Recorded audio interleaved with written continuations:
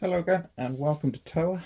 I am the other Andy Hall, and today on the bench we've got my modern-ish race buggies to have a little look through. So I guess some of you will recognise the front one. You probably don't immediately recognise the back one. It'll become more clear as we take a deep dive into it. Both these I'll just give you a quick heads up today, let you know what they are, what they've got. And then we'll do a tear down and rebuild in a future video. So what have we got? In the foreground is a Tamiya DB1, otherwise known as the Tamiya Durga. This one was bought in Japan, from Japan I should say. I didn't remember being to Japan. But from Japan as a fairly base spec car, but it had just the right hop-ups that made it appealing for the price, and they've then gone obviously nuts on it for a race car since. So yeah. Did it have? Flip it up, you'll see. So big balls are me aftermarket. I mentioned on a previous video, I really do like the Tamiya big balls. They behave so nicely. They are really easy to tune. They're really easy to change the oil on. The aeration shocks are just really pleasant. And I've been happy with those on all my buggies. So this particular one, for a Durga, you have to have, apparently you have to have some essential blue bling.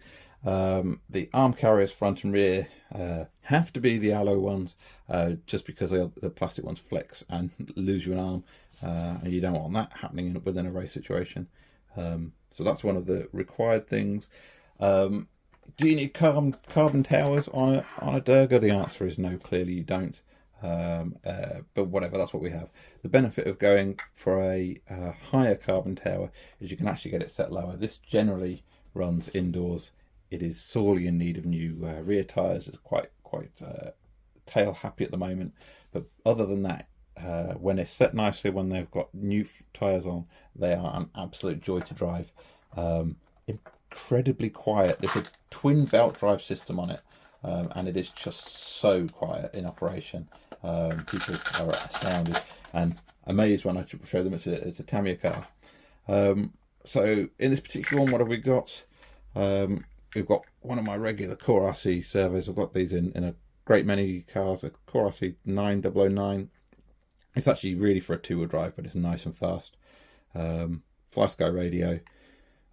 This car, as part of the hop-ups that it came with a slipper, and it came with a 10.5 turn Yokomo, I say vintage, old brushless motor. It's not a very fast 10.5 turns at all, but it does suit the car generally. It's quite a gentle 10.5 turn, if such a thing exists. It'll go quick. It won't really fight you on its way there. So that's my Tamiya Durga. And the other car here, running a lead finger racing body shell, is actually it's a Tamiya TRF 211 XM, but it's not really an XM because it's got a custom gearbox made or designed by Cy Turner and available originally available on Shapeways, but Shapeways went under. So I managed to secure that out of an eBay purchase of a different 211.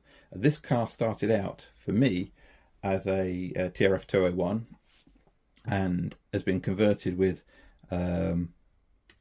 chassis and gearbox thereafter.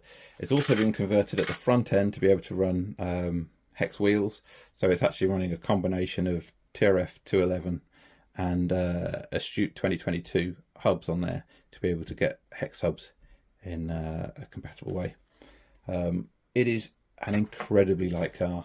It's 150 grams or more underweight for the current BRCA race limit, so it needs a fair amount of weight adding to it, but you can choose where to put that kind of weight to set it to your liking.